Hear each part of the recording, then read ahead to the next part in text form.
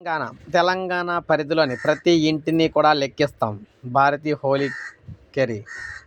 So, ఇప్పుడే మనం చూసుకున్నట్లయితే తెలంగాణ భౌగోళిక పరిధిలో ఉన్న ప్రతి ఇంటిని కూడా లెక్కిస్తామని తెలంగాణ డైరెక్టర్ భారతి హోలీ కెరీ అన్నారు.